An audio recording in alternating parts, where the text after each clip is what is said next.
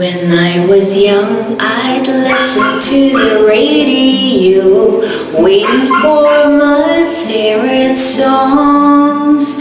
When they played, I'd sing along. It made me smile. Those were such happy times, and not so long ago. How I wondered where they'd gone. Back there, back again, just like a long lost friend. All the songs I loved so well, every shine, every wall still shines. Every shine that there's stars.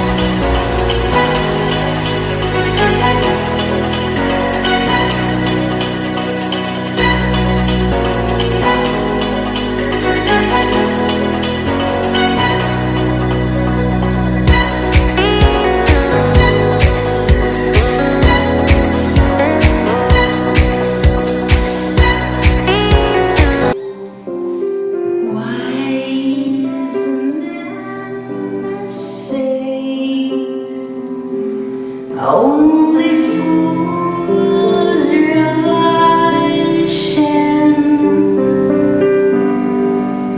but I can't help falling in love with you.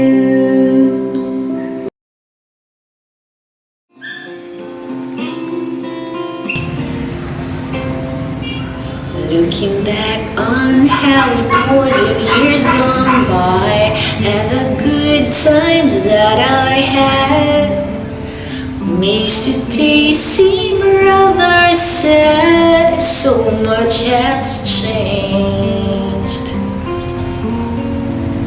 It was songs of love that I would sing to then, and I'd memorize each word.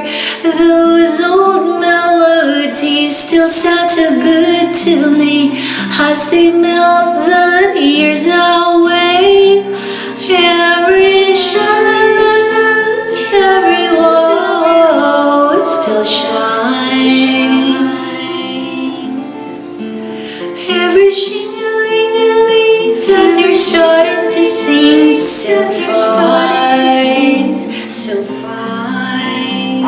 All my best memories come back clearly to me. Some can even make me cry just like before. It's yesterday once more.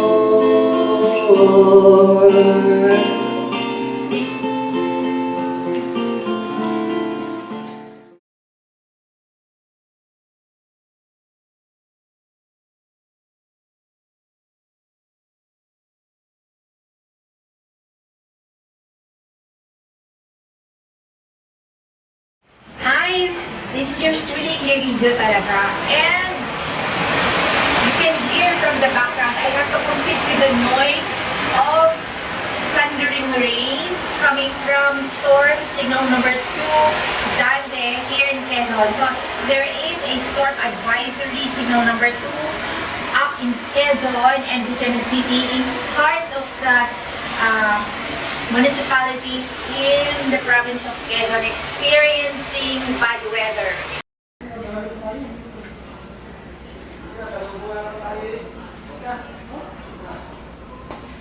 So hello, today is Monday, the 7th of June 2021. So it's the beginning of a work week, which is, for me, it's important not to mention possibly the most crucial week ever. So it cannot go without a dry run.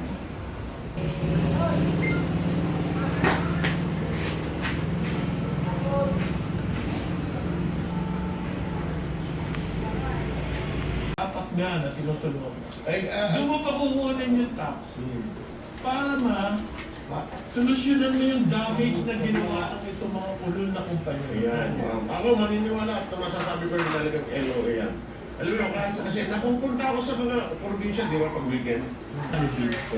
At saka sila lang may mga tao kagaya ni Eli Moreno na marunong Magdala ng ano, ng pera, doon sa mga opisyal. Hindi ko obvious, ha? ito ang request ni LDO. Matindi itong mga ito. Papasok na naman. Papasok na naman ang smart money. So, maasahan na naman natin, magkakagulo yung eleksyon. At saka sila lang may mga tao kagaya ni Eli Moreno na marunong Magdala ng ano, ng pera, doon sa mga opisyal. Hindi ko obvious, ha? ito ang request ni LDO. Matindi itong mga ito. Papasok na naman. Papasok na naman ang smart money. So, maasahan na naman natin, magkakagulo yung eleksyon.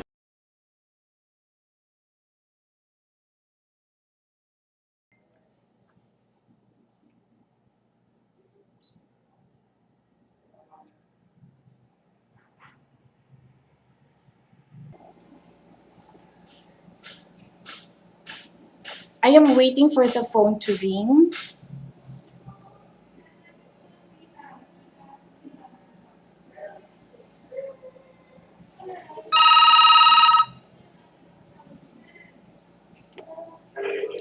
Hello, good morning. Hello. Magandang umaga po, Ma'am Clarissa Talaga Garcia. Yes po. Yes, ma'am. For verification, kailan po yung birthday niyo, ma'am? October 22, 1968 po. Okay, ma'am. Magandang umaga. By the way, this is Sarah Perez, ma'am, from Jobs Management Solutions. Opo. And this is from Credit Philippines. Opo. And it's recorded for quality purposes. Ma'am, regarding po itong tawag ko dun sa unsettled cash loan niyo, ma'am, yung home credit, ang first payment niyo mo is February 4, 2019, then the last payment is February 24, 2020. So, 1 year na ho. Yes. Again, Oo. ano nangyari, ma'am? Ba't hindi nyo na ho ito na-settle, ma'am? Yes, actually, yan yung ginagawa ko ng paraan. Ay, by the way, ano rin to, notice din that this call is also being recorded sa ano ko naman, sa part ko naman. Para magawan ko ng solution, kailangan ko i-turn over ang mga files ng in transcript ng communication ko. Yes po. Ma'am, ask ko din lang nga po. Ma'am, nung pong last year, hindi nyo sa akin tinanong whether ako si Clarissa talaga yung singer-songwriter at film producer. Laman ng organization mo na meron kang obligasyon from your end na nanggagaling, so wala namang problema kasi recorded din naman kami na wala akong dinidivulge na information sa ibang tao. So nanggaling sa iyo yan. Yes, oo. Kasi nakapaloob kasi siya sa malaking legal case din. Kumbaga, we are sorting out the legitimate financial obligation of this office. So, part siya ng pagko-confirm ng identity and identification ng account owner nyo na meron akong waiver that any revelation or ma-divulge man ang account ko sa home credit, it will be on me because ako yung nag-divulge. It's a short note, short Mami, press, short Oo, press. oo. Miss Prowse. Para rin, para mag-anuhan, para ma-connect-connect. Okay. Mas okay naman ma'am kasi honest po kayo, no? Yeah, kasi Kahit pa paano talagang nagsasabi kayo ng totoo kasi sabi nga nila the truth shall set you free. of course, di ba? Nagsasabi ka ng totoo. Kasi in the same way na ako din, humihingi ako pag minsan, pag na-delayed yung bayad sa akin, humihingi rin naman ako ng konsiderasyon na pwedeng pakidagdagan kasi nag-accumulate din yung cost of money, yung kagaya ng sa home credit, diba? So, yung hindi ko pagbabayad on time, nanganak yung pera, nanganak ng interest, in the same way, yung collection ko, hanggang hindi nabibigay sa akin, nanganganak din dapat para maipambayad ko sa interest. Yes, ma'am. Yeah, so that's the reason kaya inaano ko siya. Kailangan ko siyang ipaliwanag online, publicly. So, yun. Salamat, ha. Just wait for my call. Hello? Hello? Just wait for my call. Tapos, hello? Sige ma'am. Pero ma'am, ibigay ko na rin yung compromise agreement natin para may basis po kayo. Yes, binuksan ko na po yung email ko. At Thank you so much for that information, ma'am. God bless po. God bless. Thanks. Okay, thank you po. Bye-bye po. Bye. So, in no uncertain terms, I said that I am going to publicize and I'm going to make this information for public consumption para ma-delineate kung saan nagka-problema in the past, anong profession, saan, the cost of money, the interest, so that I too can ask for payments in similar manner, diba? Openly. This is yours truly, Clarissa talaga. So I'm calling the Grab for a video call. And there is another person ahead of me. I'm waiting. Hello ma'am, good afternoon po. This is Seth from GrabPay. Yeah. Tanong ko lang muna, rinig niyo po ba? Yes, naririnig kita. Ako ba naririnig mo? Opo ma'am, rinig po. Loud and clear. Pabanggit po na yung full name ma'am. My name is Clarissa talaga. I'm Clarissa talaga. Okay po. Um, Yung middle name niyo po ma'am. Is Mendiola. Okay po. Add ko na lang po siya sa profile niyo ma'am. Wala po Yes. kasi middle name. Before I start, Tapos yung- kasi I have a concern, pero this is a recorded conversation, right? Mhm. This is a recorded conversation. Okay po. Okay. Kasi I have 3 accounts na gusto ko na sanang pag-isahin. Pwede ba yon? Ma'am, isang account po kasi, isang passenger lang po. Bawal Yes. po yung tatlong ma'am, accounts na pag-iisay lang po. Kailangan ma'am, mag-activate po talaga yung cashless feature ng ibang account niyo ma'am. And then, it will undergo to kasi ma'am, duplicate accounts po na tinatawag ma'am. Bale, kung yes. may tatlo kayong accounts ma'am, Yes. isa lang po yung pipiliin nyo dun ma'am. Oo. Which is yun na po talaga yung gagamitin po ninyo. Yes, this account. And, Kasi yung meron ako account, info, paki-check mo, info@clarissatalaga.online. okay, wait ma'am ha. Same ID lang po ba yung in-upload niyo dun? Ma'am? Yes, I guess. Okay, sige po. Check ko po nga. Yes. Ma'am, meron akong nakita dito. Isa Oo, po. so- Wala pa po siyang mga na-upload na documents, ma'am. Okay. So, paki-disregard mo na siya kasi wala na sa akin yung email na yan. Okay po. Wait. Sino nga ba? Ano nga pangalan mo, sir? My name is Seth po, ma'am. Seth. Apo. Okay. So, bali, ang pangalan na naka-register sa'yo, is it Clarissa talaga or is it Clarissa Garcia? Clarissa M. Talaga po, ma'am. Okay. So that's my maiden name kasi. Tapos the other account I have has the email clarissatalaga@yahoo.com. Paki-check mo nga. Ayun po yun, ma'am, yung na-pull out ko po. Which is wala pa pong uploaded documents, ma'am. Really? So, Yes, ma'am. okay. So, eto ba yan? Yan yun? Clarissa talaga? At yan ba yun? Not sure kasi tatlo yung Itong accounts. pinapantawag kasi ninyo ngayon, ma'am. May uploaded document na, ma'am. Yes. Tapos ang pinasa po ninyo is TIN ID po. Oo. Hindi ba siya valid? Ano po? Hindi siya valid? Ayun po, ma'am. Hindi ba valid ang TIN ID? Valid, ma'am. Valid po. Okay. Yung isang account ninyo, ma'am, or tanong ko na lang din po. Clarissa, Nabanggit kasi ninyo kanina, mayroon po kayong account na Clarissa Garcia. yes. Okay. Check ko lang din yun, ma'am. Baka meron po kasing lumabas din na information po. Okay. Wait lang po, ma'am. Sige. Kasi yung sinerch ko po, ma'am, yung PIN ID number po ninyo, Dalawang profiles lang po yung nakuha ko, ma'am, or lumabas. Oo. Which is itong pinapantawag po ninyo ngayon. Tsaka yung isa, ma'am, yung Clarissa Talaga at yahoo.com po.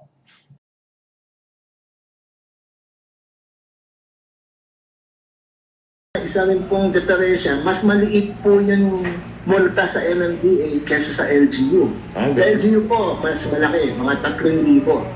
Like for example, anong violation yung 3,000? Attorney Ariel Inton is being interviewed by the anchor, the broadcaster Vic De Leon Lima for Servisyong Lubos sa 882. The time check is 10:25 a.m. Attorney Ariel Inton is known to the drivers, especially in Metro Manila. Speaking of the drivers, yesterday I had a very informative conversation with a call center agent of Grab Philippines. I want to air this side, which is, of course, I can only speak for myself. I don't dare to speak for others, more so if it's an international, multinational organization like Grab Holdings. So, in answer to friends whom they are ready to shake me because I could not respond to text messages and private emails, as well as messaging, because I'm really up to my neck sorting out the pending technicalities of not only the business but with regards to the person and my private life. So this will be a real teaching moment for many of us, not just to me. In front of me is the downloaded copy of Grab Philippines privacy policy. So I'm back, and it's a cooler morning, comparatively speaking. Anyway, this will be a real teaching moment for many of us, not just to me. In front of me is the downloaded copy of Grab Philippines privacy policy. For those who don't know yet, and that all you know is hindi ako makasagot sa text messages, private messaging, emails. When I say that I'm really up here in terms of the things that occupy me, it's no bola. I'm not being cute about it because life, liberty, and other rights are at stake. So I had been a recipient of 2 demand letters from the legal counsel of Grab because of cited violations that I had supposedly committed against Grab. Primarily Data Privacy Act of 2012, yeah, if I'm not mistaken, and unauthorized use of Grab logo. The ways in which I will comply with the communicated policy of Grab, the latest of which was activated June 7th, 2021, yesterday, upon my clicking of it in Grab Philippines app in my cell phone. Before my conversation, that conversation, which was recorded from my end and from the end of Grab Philippines. So before that conversation, I was already going over the activated, this June 7th, 2021 activated. I would stand as duly served by the notice of Grab Philippines privacy notice, privacy policy. And so these communications, instead of explaining one by one to associates who are based here in Luzon City, as well as those outside of the city, probably in different municipalities of Quezon, as well as those in Metro Manila, this public address, this public information would serve as would serve as clarification so that just like Grab, you will not be confused anymore by the posts that I had in the past, which had mentions of Grab and which bore the logo and the brand of Grab. Each of the terms in the written policy available for download will apply to us as well, because we do have a business registration and established professions. Some would require license from the PRC, Professional Regulation Commission. And in my case, it's the BIR, the Bureau of Internal Revenue. So before I can even advertise and make known that I'm available for the following business activity, I had to comply with regulations from the barangay level to the local, to the LGU, and if it's for domestic, national, nationwide operation, then there's another round of compliance, diba? So I too have a responsibility for the taxes that I pay. And so those of us in the private sector will have something in common with each other, and that we can use the pronoun we, us, and ours in terms of that. But more on that later. So each of the terms in the written policy available for download will apply to me, to us as well, because we do have a business registration and established professions. Just as I am a Philippine taxpayer, associates must also pay taxes just like Grab. And just like Grab, I would also have multiple tax accounts out of the Philippines and will have a brand trademark upon completion of registration.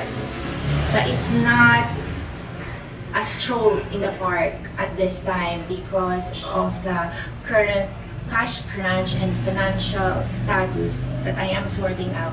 So with the pending and with the declaration, good faith, with the basis, diba, for already invoking as if my intent had been consummated, as if I have already a logo, a brand that had already gotten approval from the IPO, the Intellectual Property Office of the Philippines. So with the application, I know that it's not sufficient just to reach an application. But due to the current financial condition that I am in, and because of the status of the prevailing legal cases surrounding the private and the personal part of my life that also has effects on my viability financially, then even that for me it's an accomplishment. But don't take my word for it. I am supposed to be on my side and I am supposed to be on my corner, diba? I cannot expect another person to be there if I cannot produce any position and supporting documents for it.